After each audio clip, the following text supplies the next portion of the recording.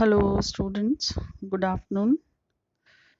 जैसा कि आप देख ही रहे हैं, स्लाइड का title presentation on basic Keynesian economics या थ्योरी, जिस पर हम एक क्लास कर चुके हैं।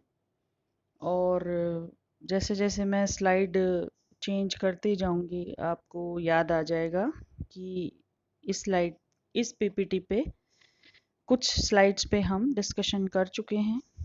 और केन्स ने जो पहले क्लासिकल्स की आलोचनाएं की, थियरी की, क्योंकि 1930 की विश्वव्यापी मंदी आ चुकी थी, जिसमें बेरोजगारी फैलती जा रही थी, अति उत्पादन ओवर प्रोडक्शन की समस्या बहुत भयानक रूप ले चुकी थी, लोगों का रोजगार छिन रहा था, उनकी छटनी हो रही थी, लोग घरों में बैठे थे, इसलिए उनके पास इनकम का कोई साधन नहीं होने की वजह से उनकी क्रय शक्ति क्षमता, परचेजिंग पावर जो होती है, वह भी समाप्त हो रही थी। तो इस तरीके से अर्थव्यवस्था में मंदी का दौर 1930 में महामंदी के रूप में या विश्वव्यापी मंदी के रूप में आ चुका था। तो केन्स ने अपनी एक वैकल्पिक सिद्धांत इसके लिए दिया, और सबसे पहले तो जो कहते हैं ना कि बीमारी या मर्ज का मेन जो कारण होता है, उसको उन्होंने ढूंढा और पाया कि इसका कारण था मंदी की।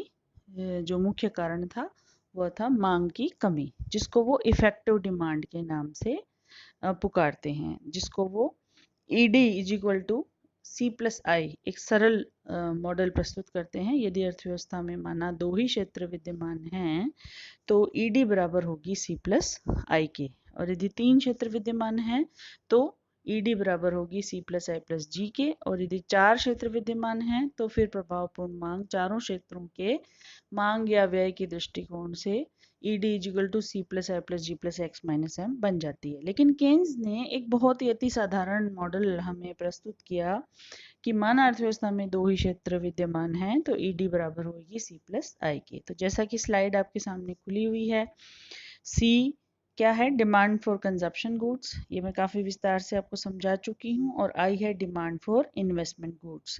जो सी है वो हाउस होल्ड सेक्टर से आता है, और आई जो है वो बिजनेस सेक्टर से आता है। इस पर भी हम काफ़ी डिस्कशन कर चुके हैं।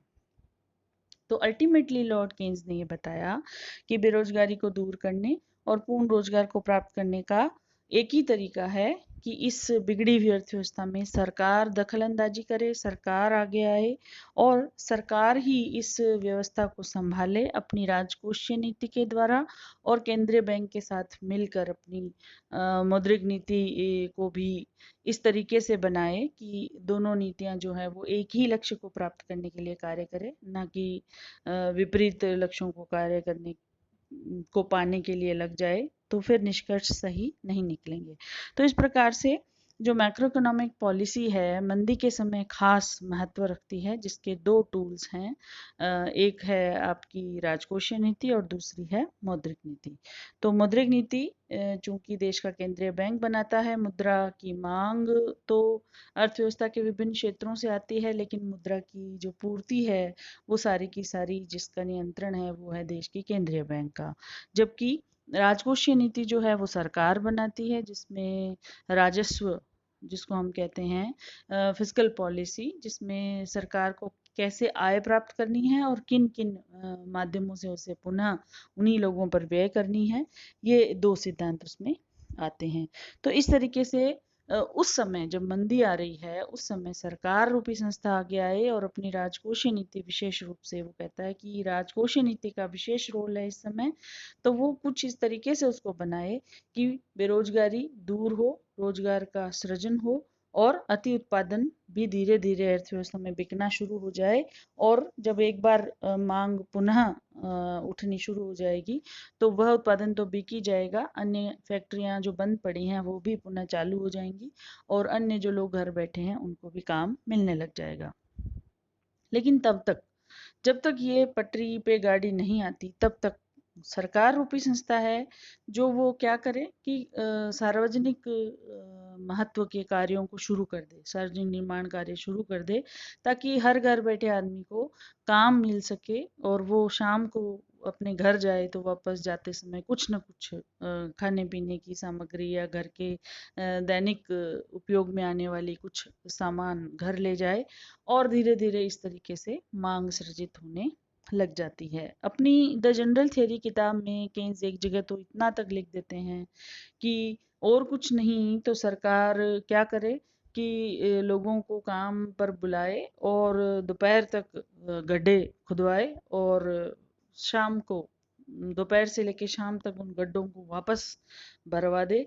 लेकिन कुछ भी करे, काम दे लोगों को, जाते समय उनको मजदूरी के रूप में कुछ हाथ में दिया जा सकता है, ताकि कुछ मान लीजिए अनाज वगैरह दिया जा सकता है, कुछ कम हो चाहे, बल्कि ना के बराबर ही हो, फिर भी कुछ मुद्रा उनके हाथ में जब रखी जाएगी तो वो जाते समय उसे खर्च करते जाएंगे, और इस तरीके से अर्थव्यवस्था में मांग धीरे धीरे धीरे पुनः सृजित होने लगेगी। एक बार जब सी बढ़ जाएगा, मतलब आई तो बढ़ाया किसने, आई यानी निवेश किसने बढ़ाया, सरकार ने कुछ खर्चा किया, कुछ कार्य शुरू किए, लोगों को बुलाया, लोगों को सैलरी दी, थोड़ी सैलरी ही दी चाहे, बट उनको हाथ में जब पैसा आने लगा तो लोग मांग बढ़ाने लगे, यानी सी बढ़ाने लगे। और जब एक बार सी बढ़ने लगता है तो पुनः जो निजी क्षेत्र है, जो बानिया है, जो घर में बैठ गया है अपना फैक्ट्री बंद करके, वह भी धीरे धीरे वापस आ जाएगा, और इस तरीके से अर्थव्यवस्था में पुनः रोजगार सृजन होने लगेगा।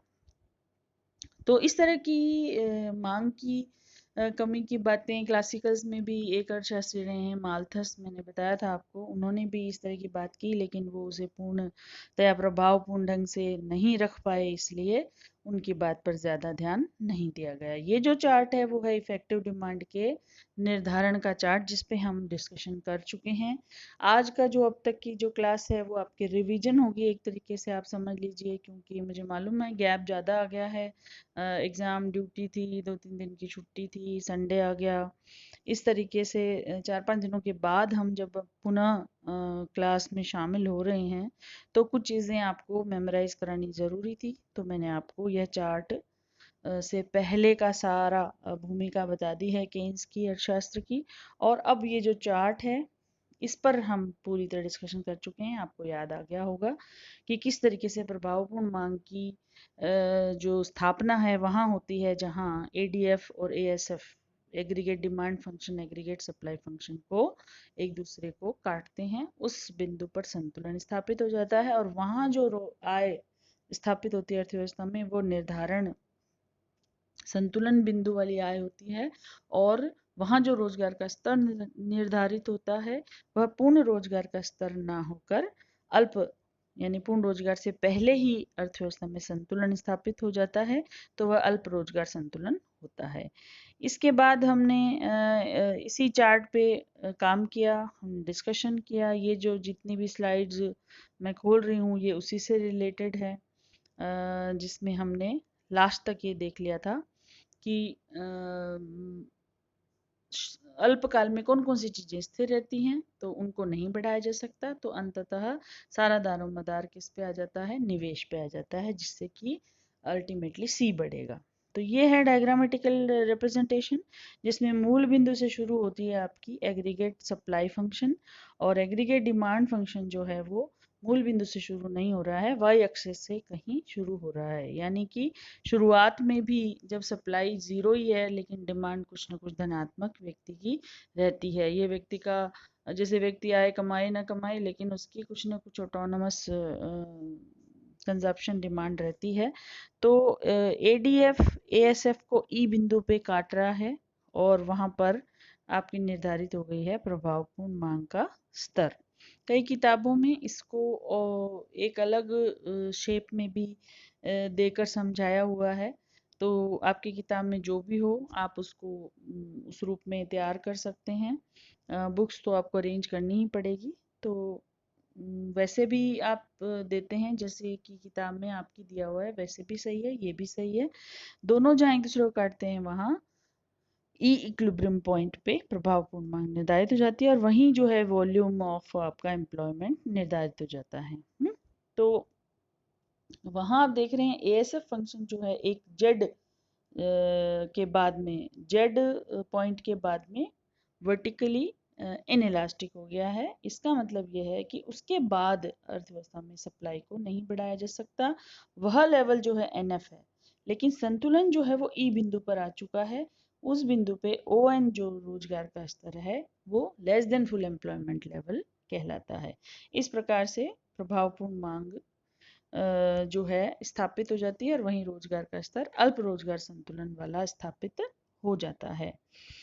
फुल एम्प्लॉयमेंट लेवल का एक और डायग्राम है जो बहुत ही फेमस डायग्राम है, हालांकि केन्स ने ये डायग्राम नहीं बनाए हैं, उनके जो शिष्य हैं हिक्स और हैंसन उन्होंने केन्स के अर्थशास्त्र को डायग्रामेटिकली रिप्रेजेंटेशन किया है। लेकिन अब जब हम केन्स को पढ़ते हैं तो बिना डायग्राम बिना समीकरण के ऐसा लगता है कि हम केन्स को नहीं पढ़ रहे, जबकि मूल रूप से केन्स ने द जनरल थियरी में एक भी डायग्राम नहीं दिया है। जी हाँ, आपने सही सुना। द केन्स की द जनरल थियरी जो मूल किताब है जिसे हम अर्थशास्त्र का प्रमुख ग्रंथ एडम स्मिथ के बाद मानते हैं, उसमें एक भी रेखा चित्र नहीं दिया हुआ है, लेकिन उनके शिष्यों ने केन्स के अर्थशास्त्र को डायग्रामेटिकली और इक्वेशनली समझाया है। तो हम उसे उसी रूप में पढ़ते हैं, और ये जो डायग्राम आपके सामने खुला हुआ है ये बहुत ही फेमस डायग्राम है। राष्ट्रीय आय में भी हम इसको इस्तेमाल करते हैं, समष्टि अर्थशास्त्र की ब्रांचेस जब हम पढ़ रहे थे, शाखाएं, उसमें भी हम इस डायग्राम को इस्तेमाल करते हैं, जिसमें एक आपकी नीचे नीचे वाली रेखा दे रखी है सी, उसके ऊपर वाली सी प्लस आई और उसके बाद सी प्लस आई प्लस डेल्टा। इसको डेल्टा आई भी लिख सकते हैं या डेल्टा आई वन भी लिख सकते हैं।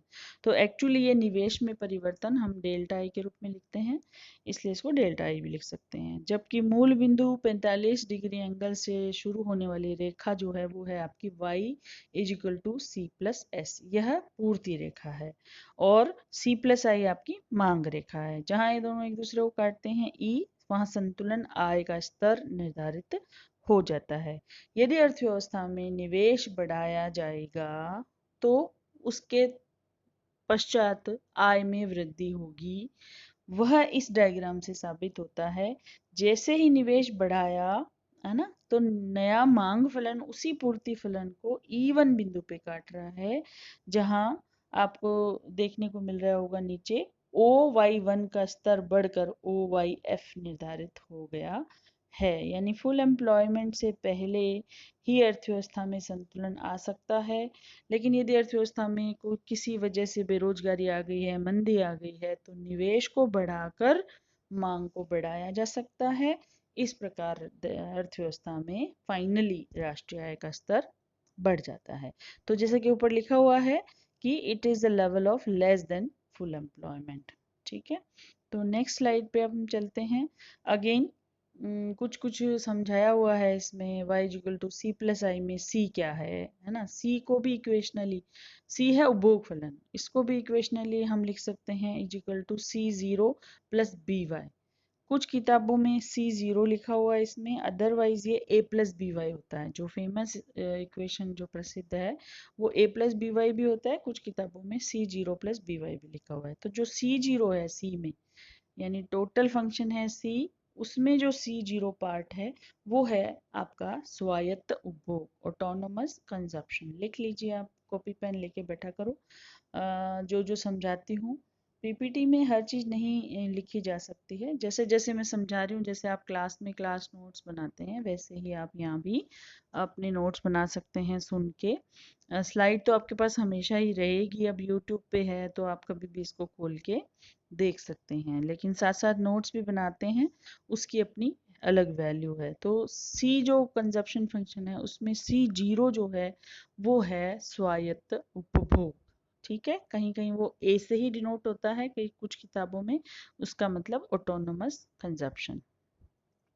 इसको आप ऐसे समझ लीजिए कि ये अकेला पड़ा हुआ है समीकरण में, y के साथ नहीं है, जबकि दूसरा पार्ट बी वाई, बी जो है वो y के साथ है ना, दिख रहा है ना आपको। तो ये अलग स्वतंत्र है, किसी के साथ नहीं दिया हुआ। इसका मतलब नाम भी इसका स्वायत्त उपभोग है, इसका मतलब ये है कि y यदि जीरो भी है, y यदि कुछ भी नहीं है, तब भी उपभोग का स्तर कुछ न कुछ प्लस या पॉजिटिव बना रहता है वह स्वायत्त उपभोग कहलाता है। अब आप इसको ऐसे समझ लीजिए कि जैसे आप जब तक कमाने लायक बनेंगे तब तक आप सिर्फ एक उपभोक्ता रहेंगे, आप कोई इनकम नहीं कमा रहे हैं, लेकिन आपका खर्चा तो है ना। उपभोग तो कुछ ना कुछ कर ही रहे हैं, कपड़े भी पहन रहे हैं, खाना भी खा रहे हैं, अन्य चीज़ें भी जो आपके माँ पिताजी आपको खरीद कर दे रहे हैं, लेकिन आपका उपभोग कुछ ना कुछ है। तो ये जो C0 है वो पार्ट है। इसलिए उपभोग फलन कभी भी मूल बिंदु से शुरू नहीं होता, बल्कि y के अक्ष y अक्ष पे किसी न किसी पॉजिटिव स्थान से शुरू होता है। जबकि दूसरा पार्ट है बी वाई में बी जो है वो है आपकी MPC, marginal propensity to consume, जो कि प्रतिशत में दी हुई होती है कि 70% है या 80% है ना। 0.7 0.8 मतलब जब हम 100 से उसको गुना कर देते हैं तो 70%, 80%, 90% में वो कन्वर्ट हो जाती है, प्रतिशत में कन्वर्ट हो जाती है। यानी 0.7, 0.8, 0.9, 0.65 ये सब MPC की वैल्यूज अगर दे रखी है, इसका मतलब ये है कि लोग अपनी कुल आय का इतना प्रतिशत उपभोग पर खर्च करें। यदि 0.7 है MPC तो मतलब 70% खर्च कर रहे हैं।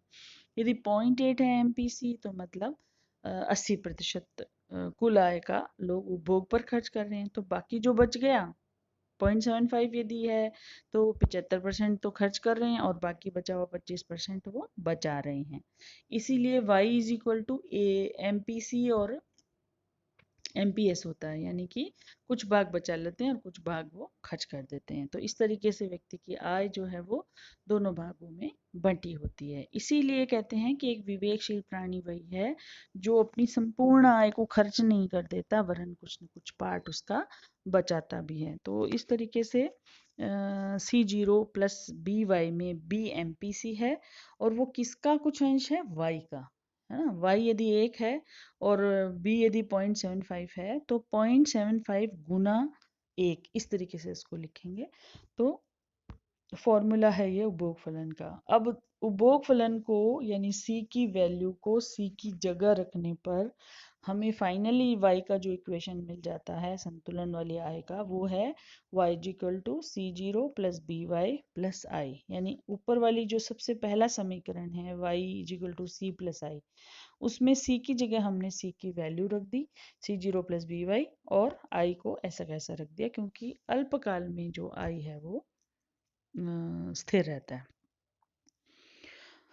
तो नेक्स्ट जो मैंने आपको समझा दिया वही चीज़ें यहाँ लिखी हुई है कि इस इक्वेशन में y क्या है, C क्या है, C0 क्या है, B क्या है, Y क्या है और I क्या है। ठीक है, ये सब मैंने आपको समझा दिया है। अब हम वापस आगे बढ़ते हैं की पॉइंट्स ऑफ केंजन मॉडल। केंजन मॉडल क्योंकि परीक्षा की दृष्टि से बहुत ही महत्वपूर्ण है, इसलिए इसके बारे में अच्छी तरह आपको सब आना चाहिए, याद ही हो जाना चाहिए।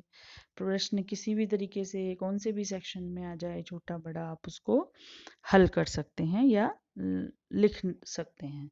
तो कुछ कुछ चीज़ें पॉइंट वार लिखी हुई है। y equal to function of n हम हालांकि पीछे देख चुके हैं कि जो राष्ट्रीय आय होती है वह रोजगार के स्तर का धनात्मक फलन होती है। ब्रैकेट में फंक्शन के बाद जो n लिखा हुआ है वो है रोजगार का स्तर। अर्थव्यवस्था में जब रोजगार का स्तर बढ़ता है तो राष्ट्रीय आय y बढ़ती है, यदि n घटता है तो y घटती है। इसका मतलब यह धनात्मक संबंध है। नेक्स्ट है NS equal to function of W, यानी कि सप्लाई ऑफ लेबर। N है रोजगार का स्तर, S for supply, supply of labour Keynes कहता है is a function of money wage. ठीक है, सिर्फ मनी वेज का ही फंक्शन है। क्लासिकल्स क्या कहते थे, it is a function of W upon P। NS is equal to function of W upon P। W upon P real wages थी, जबकि खाली W क्या थी, मनी वेजेस थी। तो इस तरीके से सप्लाई ऑफ लेबर किसका फलन है, मनी वेजेस का। नेक्स्ट कहता है श्रम बाजार में एक और शक्ति होती है सप्लाई ऑफ लेबर के अलावा, श्रम की मांग, डिमांड ऑफ लेबर। तो केन्स कहता है वह भी W अपॉन P का फंक्शन भी हो सकती है। कई किताबों में इसे भी मौद्रिक आय का ही फलन लिखा हुआ है। तो इट इज ऑल्सो राइट कि W अपॉन P को भी कुछ महत्व केन्स ने दिया, लेकिन बहुत सारी किताबों में ये W अपॉन P नहीं मिलेगा आपको। तो आप उसको वैसे ही मान लें कि श्रम की मांग भी किसका फलन है केन्स के हिसाब से?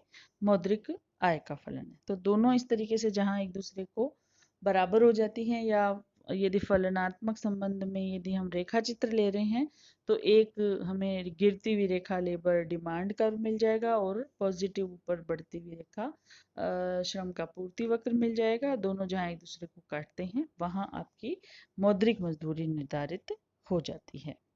ठीक है, नेक्स्ट हम आगे बढ़ रहे हैं। लेबर मार्केट में इक्विलिब्रियम वहां स्थापित हो जाता है जहां NS इक्वल टू ND स्थापित हो जाती है, या श्रम की पूर्ति श्रम की मांग के बराबर स्थापित हो जाती है।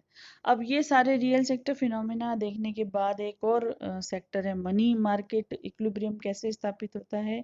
अगेन क्लासिकल्स की तरह ही केन्स भी कहता है कि मनी मार्केट में money supply equal to money demand हो जाए, वहां क्या निर्धारित हो जाती है? ब्याज की दर निर्धारित हो जाती है केन्स के अनुसार। ठीक है, तो और मनी डिमांड जो है तीन उद्देश्यों के लिए की जाती है, लेन देन उद्देश्य, सतर्कता उद्देश्य और सट्टा उद्देश्य। इन तीनों में से जो लेन देन मांग है और जो सतर्कता मांग है वो तो फलन है वाई का। ठीक है, इसमें लिखा हुआ है Keynes believe that MD is equal to L1 bracket में लिखा हुआ है वाई प्लस L2 ब्रैकेट में लिखा हुआ है आर। जो L1 है वो है पहले वाली दो मांगे, लेन देन मांग और सतर्कता मांग। वो तो व्यक्ति की आय का फलन होती है, आय बढ़ने पर ये पोर्शन बढ़ता है, आय घटने पर यह पोर्शन घटता है। लेकिन जहां तक सट्टा मांग L2 की बात है वो आर का फलन है, यानी ब्याज की दर का फलन है। यदि मार्केट में इसका वाई से कोई लेना देना नहीं है, यह जो फंक्शन है आर का फंक्शन है, ब्याज की दर से ही व्यक्ति की सट्टा मांग ऊपर नीचे होती है और ये नेगेटिव फंक्शन है। यानी L1 का y से धनात्मक संबंध है जबकि L2 का R से ऋणात्मक संबंध है। अर्थव्यवस्था में यदि ब्याज की दरें बढ़ती है तो सट्टा के लिए मांग कम हो जाती है, क्योंकि लोग उस समय सेफ मनी बैंकों में निवेश करते हैं, जबकि यदि अर्थव्यवस्था में ब्याज की दर काफी कम होती है तो सट्टे के लिए मांग बढ़ जाती है। तो यह संबंध उल्टा होता है। ठीक है, जहां तक बचत और विनियोग दोनों चरों की बात है, केन्स के अनुसार आई जो है वो फंक्शन है आर और MEC का। सबसे पहला स्थान वो आर से भी ज्यादा MEC को देता है, और जो सेविंग है वो कहता है saving is function of Y. वो यहाँ आर को नहीं ज्यादा महत्व देते, वो वाई को महत्व देते हैं, क्योंकि केन्स ने एक जगह लिखा है कि यदि लोगों के पास आय ही नहीं होगी तो वो बचत क्या करेंगे। तो बचत के लिए आय का होना जरूरी है। ब्याज की दर तो बात की बात है कि ब्याज की दर के हिसाब से बचत बढ़ेगी या घटेगी। तो इस प्रकार से केन्स के ये मुख्य मुख्य बातें आज हमने देखी, और आज की क्लास हम यहीं ख़त्म करेंगे। काफ़ी लंबी क्लास हो गई है, तो आप इसको पढ़ें, अपने नोट्स बनाएं, और कोई क्वेरी हो तो आप व्हाट्सएप